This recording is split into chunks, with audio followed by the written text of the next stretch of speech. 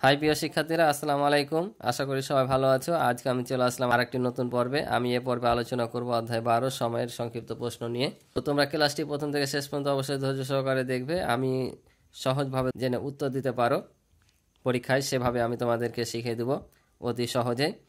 এগুলো যে শুধু সংক্ষিপ্ত সংক্ষিপ্ত আসবে এমন না, এগুলো থেকে তোমাদের বহু নির্বাচনী শূন্যস্থানও আসতে পারে। তো চলো আমরা অঙ্কগুলো শুরু করি।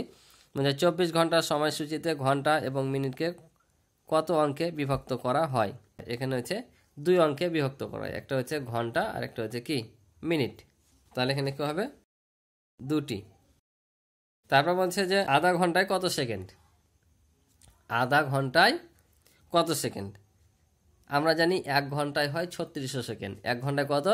3600। তাহলে আধা ঘন্টায় কত হবে? তাহলে আধা ঘন্টায় হবে 1800 সেকেন্ড। ঠিক আছে। জুলাই ও আগস্ট মাসে মোট কত দিন হয়? জুলাই এবং আগস্ট মাস মিলে কত দিন হয়? তো জুলাই আর আগস্ট মাস কত দিনে গণে নাও। যেগুলো উপরে থাকবে 31, নিচে থাকলে 30, জানুয়ারি, ফেব্রুয়ারি, মার্চ, এপ্রিল, মে, জুন, জুলাই, আগস্ট। তাহলে জুলাই ওপরে, আগস্ট ওপরে। তাহলে 31 আর 31 কত? 62 দিন। তাহলে এখানে হবে 62 দিন। তাহলে জুলাই আগস্ট মাসে মোট 62 দিন। ধারাবাহিক 100 বছর সময়কে কি বলা হয়? ধারাবাহিক 100 বছরের সময়কে 1 শতাব্দী বলা হয়। তাহলে এখানে হবে 1 শতাব্দী। ঠিক আছে। তাহলে ধারাবাহিক 100 বছরের সময়কে বলা হয় 1 শতাব্দী, এবং 10 বছর সময়কে বলা হয় 1 দশক, আর 12 বছর সময়কে বলা হয় 1 যুগ। তো এখানে যে অঙ্কগুলো আমি দিয়েছি, এই অঙ্কগুলো বিভিন্ন রকমের যে নিয়মগুলো আছে, সেই নিয়মগুলোর সমন্বয়ে এখানে আমি অঙ্কগুলো দিয়েছি। তো এই অঙ্কগুলো করলে তোমরা যে কোনো অঙ্কের বা যে কোনো সংক্ষিপ্ত প্রশ্নের উত্তর দিতে পারবা ইনশাল্লাহ। তো পরে দেখো যে বাংলা সালে কয়টি মাস? 31 দিনে।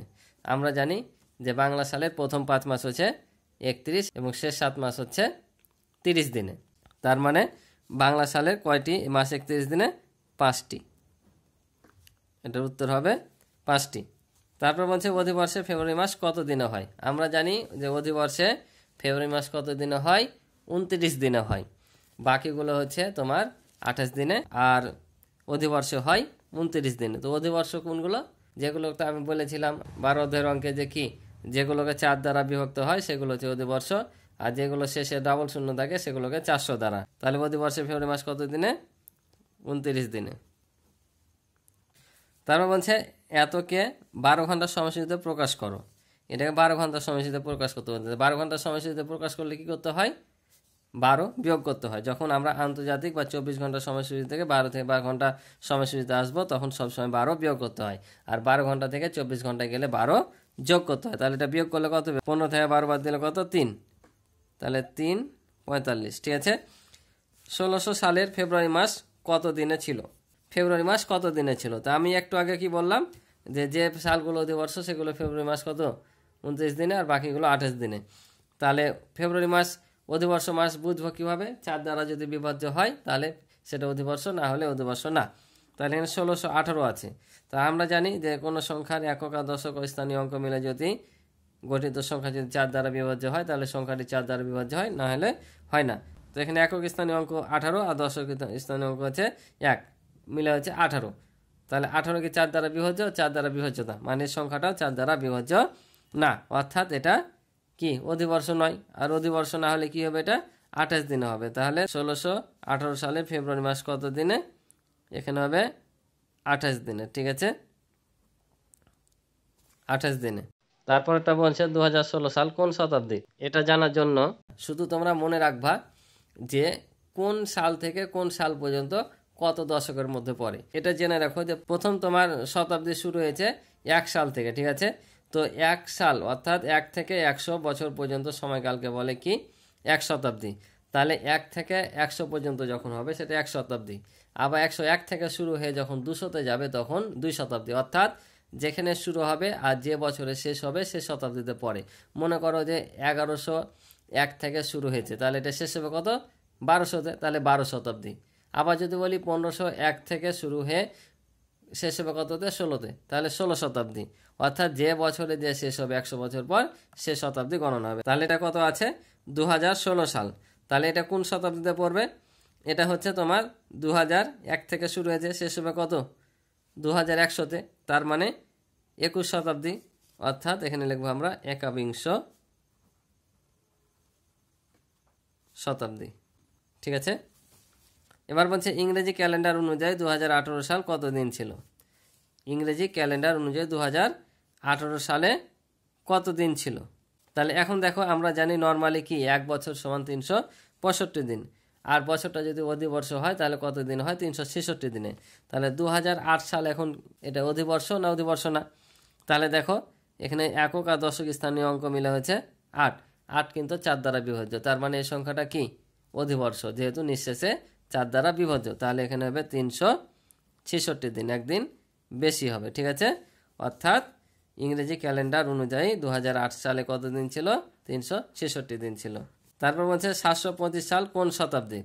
বললাম না, এই অঙ্কগুলো কিন্তু অনেকবার তোমাদের গত যে পিএসসি পরীক্ষা হতো, পিএসসি পরীক্ষাগুলোতে অনেকবার কিন্তু অঙ্কগুলো এসেছে। ঠিক আছে। যে সালই দেখ না কেন, আমি যেভাবে বললাম সেভাবে তোমরা বের করবে। এখন বলো তো 725, অর্থাৎ এই 701 থেকে সবসময় যে কোনো সংখ্যার 1 থেকে কিন্তু শুরু হয়। তাহলে 725, তাহলে 701 থেকে শুরু হয়েছে, শেষ হবে কততে, 800তে দিয়ে। তাহলে এটা কত শতাব্দীর, 8 শতাব্দীর। এটা হচ্ছে 8ম শতাব্দী। তারপর বলছে 1801 সাল থেকে 1810 সাল পর্যন্ত সময়কে কি বলে। তাহলে এখানে দেখো 1801 থেকে 1810 বলেছে। তাহলে আমরা কি বলেছি, ধারাবাহিক 10 বছর সময়কে কি বলা হয়, 1 দশক বলা হয়। তাহলে 1-এ শুরু হয়েছে, 10-এ শেষ, তার মানে কি 1 দশক। যেহেতু 1801 থেকে 10 পর্যন্ত 10 সাল হয়েছে, আর 10 সালে কত হয়, 1 দশক হয়। 1 জানুয়ারি বৃহস্পতিবারের 35 দিন পরের দিনটি কি বার হবে। এই প্রশ্নটা আমি যখন অঙ্ক করাই অনুশীলনীর, তখন অনেকে বলছিল যে শুক্রবার হবে, আমরা শুক্রবার পাচ্ছি, পাচ্ছি, কিন্তু না, এটা বৃহস্পতিবারই হবে। কেন হবে, যে প্রত্যেকবার 7 দিন পর পর কি হয়, ওই দিনটাই ফেরত আসে। কি বললাম, প্রতি 7 দিন পর পর ওই দিনটা ফেরত আসে। যেমন আজকে ধরো যে কি বার, সোমবার, তাহলে সোমবারে 7 দিন পর কি হবে, অবশ্যই আবার সোমবার হবে। তো এই অঙ্কের ক্ষেত্রে তোমার যতদিন পর বলবে তার পরের দিনটা না, এক কথায় এই সংখ্যাটাকে 7 দ্বারা ভাগ করে যদি নিঃশেষে বিভাজ্য হয় তাহলে ওই দিনই হবে। আর যদি নিঃশেষে বিভাজ্য না হয়, যত থাকবে ভাগশেষ ততদিন যোগ করে দেবো ওই দিনের সাথে। তাহলে এখানে যদি ভাগ করি 35কে 7 দিয়ে, 5 7 হয় কত, 35। তার মানে নিঃশেষে বিভাজ্য, অর্থাৎ বৃহস্পতিবার হলে তোমার 35 দিন পরও কি হবে, বৃহস্পতিবার হবে। ঠিক আছে। ইংরেজি 2018 এর 1 জানুয়ারি সোমবার হলে ওই বছরে 31শে ডিসেম্বর কি বার ছিল। ইম্পর্টেন্ট একটা অঙ্ক। একটা জিনিস মনে রাখবা, একটা নতুন বছর যে দিন দিয়ে শুরু হয় শেষ হয় ওই দিন দিয়ে। কি বললাম, একটা নতুন বছর যে বার দিয়ে শুরু হবে, মনে করো যে শনিবার দিয়ে শুরু হয়েছে, ওটা শেষ হবে শনিবার দিয়ে। কিন্তু বছরটা যদি অধিবর্ষ হয় তাহলে একদিন পিছিয়ে যায়। অর্থাৎ অধিবর্ষ যদি হয় 366 দিনে যদি বছর হয়, তাহলে শনিবার না হয় কি হবে, রবিবার। তো প্রথমে দেখতে হবে 2018 সাল এটা লিপিয়ার ছিল কিনা, অর্থাৎ অধিবর্ষ ছিল কিনা। তো 2018 সাল অধিবর্ষ নয়, কারণ এটা 4 দ্বারা বিভাজ্য নয়। যেহেতু এই 18টা 4 দ্বারা বিভাজ্য নয়, তাই এটা 4 দ্বারা বিভাজ্য হবে না। ঠিক আছে। তো 4 দ্বারা যেহেতু বিভাজ্য হবে না, তার মানে এটা অধিবর্ষ নয়। অর্থাৎ সোমবার যদি হয় 1 জানুয়ারি, তাহলে 31শে ডিসেম্বরও কি হবে, সোমবার হবে। আর যদি অধিবর্ষ হতো তাহলে কি হতো, মঙ্গলবার হতো। এবার দেখো বলছে 20 শতাব্দী কত সাল থেকে কত সাল পর্যন্ত। তার মানে কি এটা বিংশ শতাব্দী।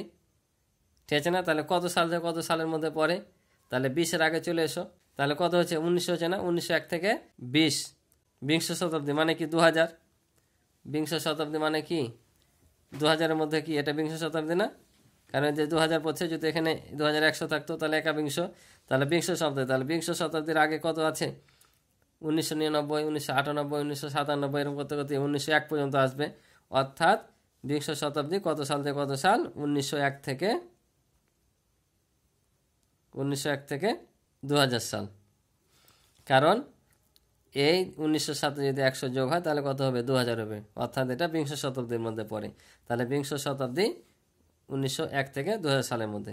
তারপর হচ্ছে 1 জানুয়ারি 1998 বৃহস্পতিবার হলে 25শে ডিসেম্বর 1998 কী বার ছিল। তাহলে এবার দেখো যে 1998 সালটা কি ছিল, অধিবর্ষ ছিল কিনা আমরা প্রথমে দেখে নিব। ঠিক আছে। তাহলে আমরা যদি এখানে 1998-কে ভাগ করি 4 দিয়ে, তাহলে কত হবে? 4 4-এ 16, 3 39, 4 নাম 36, 3 8, আবার হচ্ছে কত? 4 নাম 36। তাহলে কি এটা বিভাজ্য হচ্ছে? এটা বিভাজ্য নয়, তার মানে এটা কি অধিবর্ষ না। আর অধিবর্ষ না যদি হয় তাহলে আমি কি বললাম একটু আগে, যে একটা বছর যে বার দিয়ে শুরু হয় সে বার দিয়ে শেষ হয়, অধিবর্ষ হলে একদিন পিছিয়ে যায়। যেহেতু এটা অধিবর্ষ না, তাহলে যে দিনে শুরু হয়েছে সেদিনেই শেষ হবে। তাহলে এটা বৃহস্পতিবার, ঠিক আছে, বৃহস্পতিবার দিয়ে শুরু হয়েছে 1 জানুয়ারি, তাহলে শেষ হবে কত? বৃহস্পতিবার। কিন্তু এটা শেষের কথা বলেনি, এটা বলেছে কি 25শে ডিসেম্বর। তাহলে দেখো 25 ডিসেম্বর অর্থাৎ 31 ডিসেম্বর আসতে কয়দিন বাকি আছে? 6 দিন না? তাহলে দেখো এখানে কয়দিন কম? 6 দিন কম, ঠিক আছে। 6 দিন যদি বেশি হতো তাহলে এই বৃহস্পতিবারের সাথে 6 দিন আর যোগ হতো, পিছিয়ে যেত, ঠিক আছে। তাহলে বৃহস্পতিবার থেকে যদি 6 দিন গুনতাম তাহলে কি হতো? শুক্র, শনি, রবি, সোম, মঙ্গল, বুধবার হতো, 6 দিন পিছিয়ে। কিন্তু এটা আগে দিকে আসবে কারণ কমে গেছে 6 দিন। তাহলে কত আসবে? বুধ, মঙ্গল, সোম, রবি, শনি আর হচ্ছে শুক্র। তার মানে এখানে হবে কি বার? শুক্রবার। তারপর 1010 সালটি কোন শতাব্দী?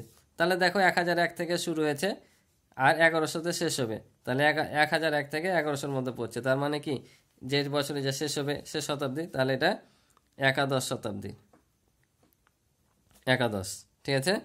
1 ঘন্টা সমান কত সেকেন্ড? আমরা জানি 1 ঘন্টা সমান 3600 সেকেন্ড, ঠিক আছে। 1 ঘন্টা সমান হচ্ছে 3600 সেকেন্ড, কারণ 1 ঘন্টা সমান 60 মিনিট, আবার 1 মিনিট সমান 60 সেকেন্ড, 60 গুণ করলে 3600 সেকেন্ড। 1 বছরে কত সপ্তাহ হয়? এটা মনে রাখবা, এক বছরে 52 সপ্তাহ হয়, ঠিক আছে। 1 বছরে 52টা সপ্তাহ। শ্রাবণ মাসের দিন সংখ্যা কত?